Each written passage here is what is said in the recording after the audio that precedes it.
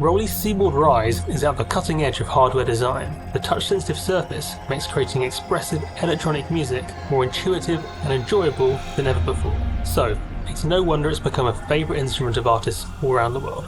But the technology that goes into the physical instrument is only half of the amazing story of the Seaboard. Many of the world's leading sound designers and software developers have helped to create presets and synths that make the Seaboard the world's most expressive keyboard. And their pioneering creations are an essential part of the story of the latest Seaboard, the Seaboard RISE 2.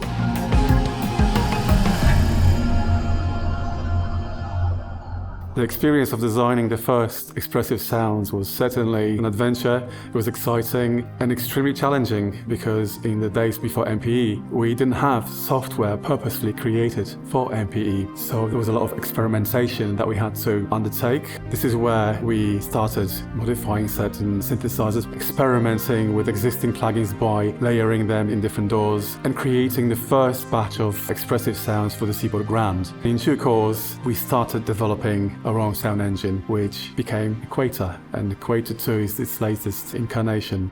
As the Seaboard evolved to become even more expressive, so too did MPE software. 2018 was a landmark moment when the MIDI Association finally adopted the MPE specification after years of Rolly making waves in the industry. Thanks to the long-term contributions of Roland Lamb, inventor of the Seaboard, as well as other pioneers such as Roger Lynn and Keith McMillan, MPE had officially arrived. When the Rolly hardware team set about designing the Seaboard RISE 2, the most refined Seaboard yet, they knew it would require a new, powerful MPE synth to unlock its full potential. The great strength of Rolly as a whole and the development of both Seaboard, Equator 2 and the sound content that goes with it, done by the sound design team, I think is really the fact that all three have kind of progressed together and worked together with the same aim to kind of harness the expressivity of the Seaboard. Other tools out there have kind of bolted on MPE, whereas Equator 2 was sort of built from the ground up for that experience. Everything is mapped already on the Seaboard. There's nothing else you have to do. Even the tree faders here on the left, they're already fully mapped. And this is something that you will never find on other software, of course. There's already IFI kind of more kind of a step effect sort of here. Have a filter here. I have distortion here. This makes the workflow way quicker, of course, because maybe this is I just need a bit of distortion here.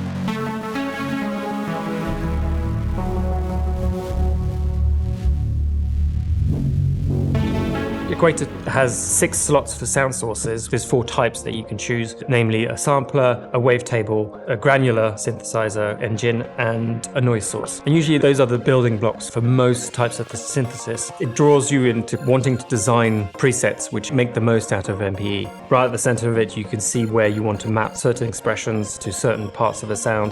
So it's all very immediate. MPE sound design is a little bit more complex than sort of standard or 2D sound design. We have these what we call 5 dimensions of touch, which are 5 ways of controlling parameters within Equator 2. The first is strike, which is the velocity with which you hit the key initially.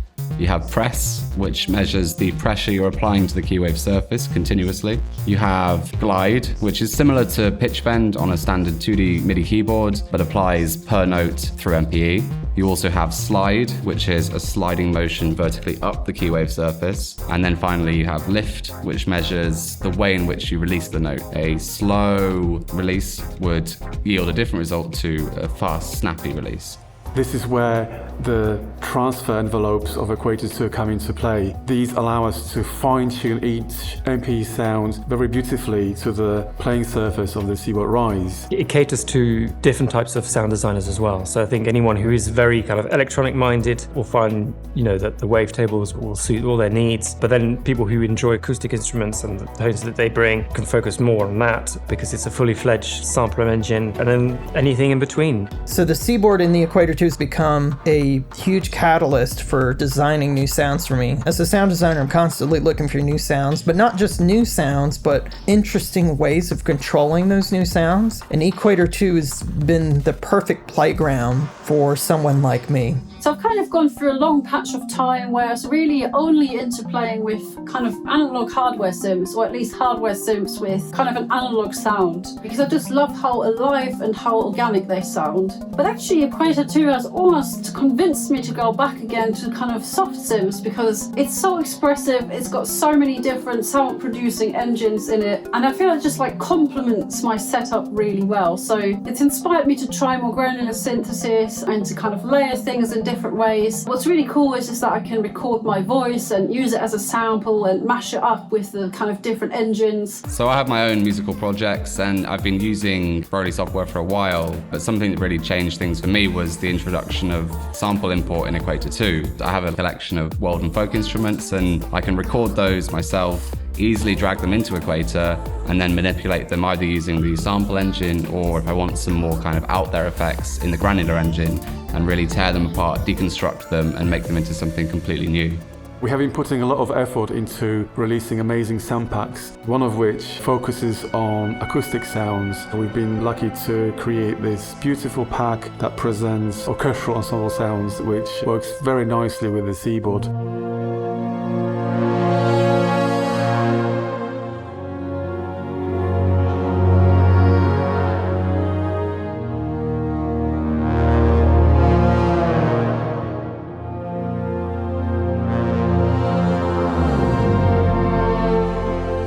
We're big fans of old vintage analog gear and the warmth and quirkiness and character that that gear has. But that gear is also expensive, rare, hard to find, so it's not really available to most people. And what we wanted to do was kind of take that character of the sound, but then bring it into the future by pairing it with MPE capability. So for our sound packs, Oscar and Mighty M5, we sampled some of the original instruments and created our own presets in Equator 2, combining the character of the original machines with the effects and the MPE capabilities of Equator 2. And the result is just really special to play. So I had a really crazy idea last year for a sound pack for Rolly called Chiptune Bubblegum, where I decided it would be a really fun and unusual idea to make retro games console sounds expressive and organic, which sounds like such a juxtaposition. It sounds like that totally doesn't work. It's like you're taking these stripped back machine noises and you try to make them sound as organic and as interactive as a violin. I really like to create sounds that are dynamic and that change over time, even if you're just pressing one key, and that's something I try to do in trash drums. This sound is called Chibi Foley and it's completely different from the others. It's very light and gentle and cute. I've created it by recording a bunch of toys and rattles. So MPE opens a lot of possibilities that aren't possible with standard instruments. You can play microtonally in a way that's just really not possible on a standard MIDI keyboard. You can find the notes between the notes by gliding between them. And this is useful in all kinds of music, but one prime example is the Sounds of India pack, which was made by sampling Jaltarang and sitar players from Chennai. And it gives you this modern way of playing these kind of centuries-old instruments, which is just really expressive and just not possible on other hardware.